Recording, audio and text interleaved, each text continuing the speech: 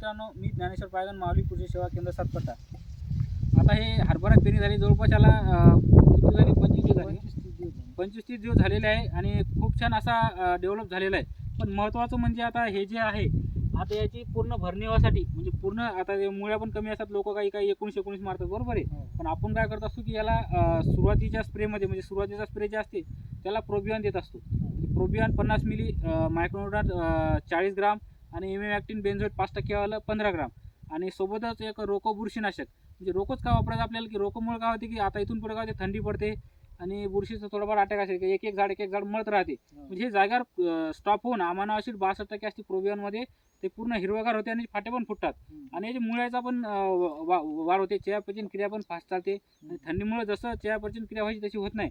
त्याच्यामुळे प्रोबियन घेणं खूप महत्त्वाचं आहे. मिरिकधरा कंपनीचं प्रोबियन येते, ते 50 मिली घ्यायचं आहे, मायक्रोन्यूटन 40 ग्राम घ्यायचं आहे आणि इमिडॅक्टिन बेन्झोएट 5%. म्हणजे आळी वगैरे असली तर आळी जवळपास 15-20 दिवस येत नाही आणि त्यासोबतच रोको बुरशीनाशक घ्यायचं आहे. आता याचे तुम्हाला जर फोटो भेटला तर याच्यानंतर मी आता स्प्रेला यायला देणार आहे आणि याचा स्प्रे झाल्यानंतर 8-15 दिवसांनी तुम्हाला याचा फोटो टाकतो. धन्यवाद.